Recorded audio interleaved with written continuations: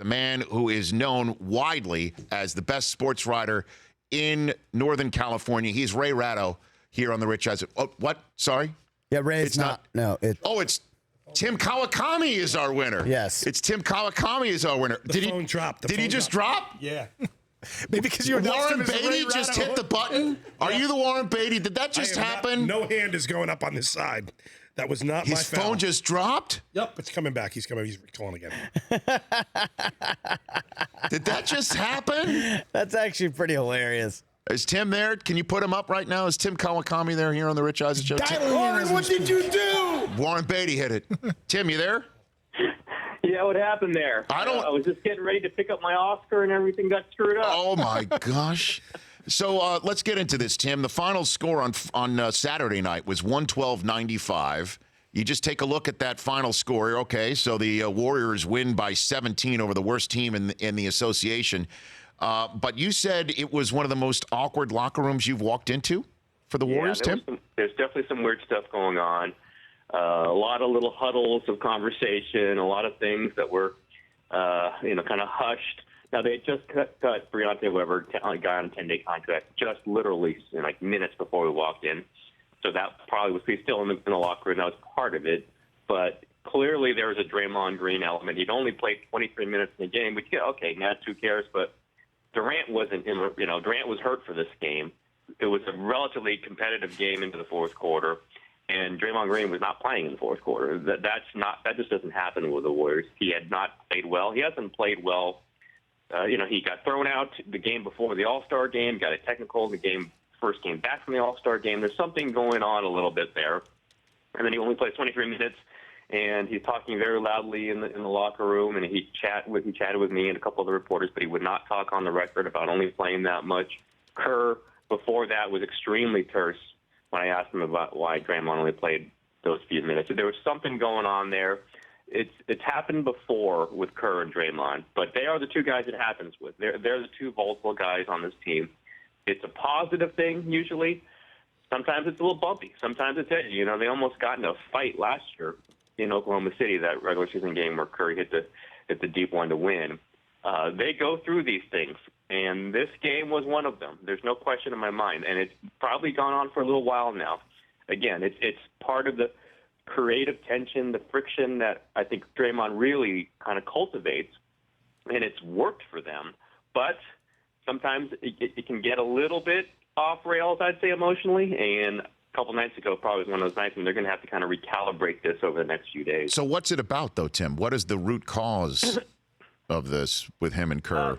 I think it generally, there's a couple, generally they just bump into each other. Again, they almost fought in Oklahoma City.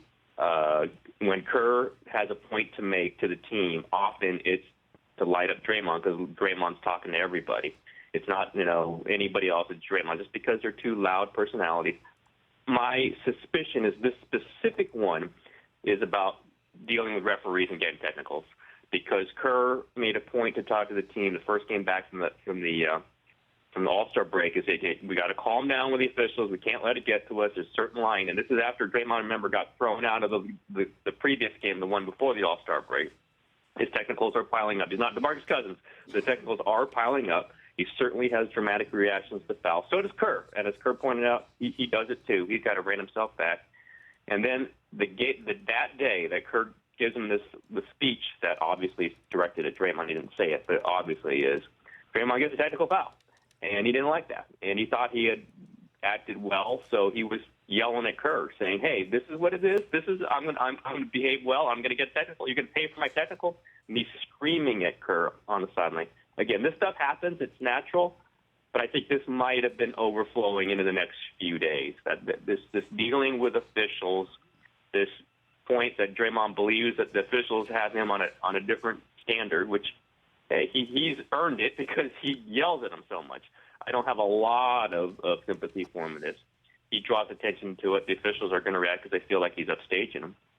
But I do believe that when Kerr tries to rein him in and Draymond hears this, he thinks that he's being singled out. He thinks that the energy he provides, the life force that he gives this team, and he does, isn't being valued.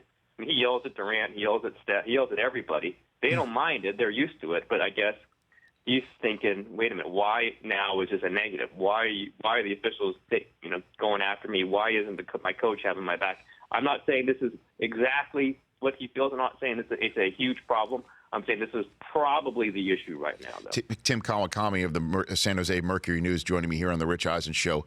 Maybe it's something residual from the finals, right? I mean, the hit to the family jewels that changed everything around.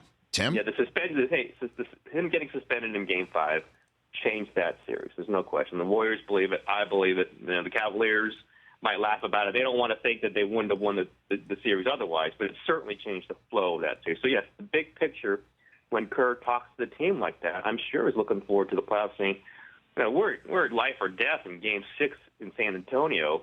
We can't have this.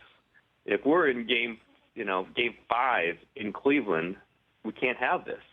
And that's the direct line back to obviously Game 4 in Cleveland. They're going up 3-1 in the last few minutes. Draymond did what he did to get suspended for Game 5. Absolutely. That's the tie-in. That's the kind of overview of this. But I understand what Draymond's saying is, without me, where's this team? And by the way, he was the best player on the floor in Game 7. They lose Game 7 to Cleveland, but he was the best player. He was better than anybody. The other Warriors weren't that good. He was fantastic. Well, there's no question his play is brilliant, Tim. There's no doubt about it. That certainly when you look around this team, that one would assume, if you use a word for it, finesse would jump to mind, that he does the dirty work. And sometimes though the work from him is dirty, and that's where I just want to hit you on this, because if Kerr is trying to right now rein in and avoid what happened in last year's finals from tearing this team asunder when it can least afford to have something like this happen, is all of this that you're outlining right now something that could tear the team asunder before they even get to that point? I mean, how serious, I guess, is this? Yeah, I think it's good for them. They're getting it through it now. I don't think it's going to listen. Stephen Curry at some point can pull Draymond aside, like I believe he's done in the past, and Draymond's going to listen to Steph Curry. That's one guy he listens to. Now, interestingly, another guy he listened to was Luke Walton. That was his guy. That's a guy that they counted on to kind of be the buffer between Draymond and Kerr, and he's obviously coaching the Lakers this season. So there's a little difference there. We'll see if other assistants can step into that gap. Mike Brown, Willie Green, they brought in someone also to talk to the players and kind of be that assistant coach buffer. We'll see. I don't think anyone has kind of done that yet. It's Steph Curry. I think Steph Curry's the one who helped kind of calm it down in Oklahoma City last season. And if Curry sees it cross the line, I don't know that he's going to lecture anybody, but he's the one who can say, look, we're in the prime of our career. So look what we got here. Let's not blow it apart over this. But some of that edginess, some of that chip on his shoulder drives them too. So there's always going to be the chance that it tipped out of balance, and you just don't want it for them to happen in the middle of a crisis in the playoffs, which happened last season. So I don't think it's going to blow them up this season. I think kind of a lot of these things are factored in. A lot of these things are you do it now, and it kind of is a little edgy now, and then it calms down. You go in the playoffs together. They all know that winning championships is what this is about. And I don't think it's going to mess up too much of that. Listen, Draymond screams at Durant, and they're best friends. They're sitting on a plane together every time. It's part of who Draymond is. He means well. But the moment that the Kerr or the Warriors feel that Draymond is doing this because he is doing it for some other reason, or the moment Draymond feels that they're getting on him for some other reason that isn't for the best intentions of the team, that's when this blows up.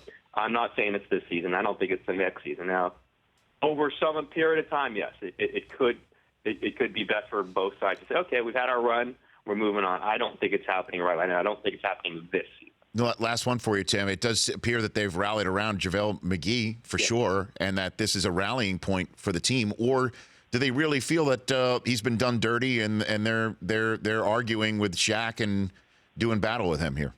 Yeah, it's a teammate thing. I'll say I didn't expect this out of JaVale McGee. I thought he was just going to be a goofy guy running to the wrong side of the floor and all the things that we know about it. As Kurt's pointed out, a lot of us were getting this from the Shaq in the full stuff. It's okay. I think it's humor, but he's been a much better player than that, and he's been a much more disciplined and focused player. And I think what the Warriors players are reacting to is this isn't the guy you're making fun of. Whatever things he did, this isn't the guy we have had. This is not the guy that we're playing with. This is not the guy that's helping us. So stop talking about him like he's this other guy. It's a teammate thing. They wouldn't be saying a word if he was on another team, obviously, or if he wasn't playing well. This is about look at what he's doing for us. Look at who he is. And he's an extremely popular guy in the locker room. He doesn't talk a lot to us, but I've heard he's incredibly funny, just off-the-cuff funny, just telling jokes on the plane or in the locker room. So this is their affection for him. But this is also the Warriors, the way the Warriors operate. They take guys in, and if you can help them, and if you're a good, positive energy source for them, they're going to support you. They're going to have your back. Steve Kerr, as JaVale himself has said, it's Steve Kerr's atmosphere. This is the situation he's created. Steph Curry, obviously, Durant now is a big part of it, Draymond, Klay Thompson, the whole thing. But I just think it's the larger picture there is the Warriors are going to have to get guys like JaVale McGee every year with all the contracts they're going to have on their books for the next several years. If you're a journeyman, sort of talented guy who's bounced around and you could help the Warriors a little bit, and they're offering you a minimum salary, and you see what's happened to JaVale McGee's career, and you see the way they've supported him, you're going to want to come join the Warriors? Absolutely. Go chase rings. That's the bigger picture, just kind of how inclusive they are, how you're not stranded on an island when you're playing for the Warriors. You're in that group. If you're playing well, if you're a good guy, you're in that circle. And once you're in that circle, they're going to defend you. Tim, thanks for the call. Appreciate it. Yeah, anytime. You bet. That's Tim Kawakami of the San Jose Mercury News. The Rich Eisen Show, weekdays at noon Eastern on Audience.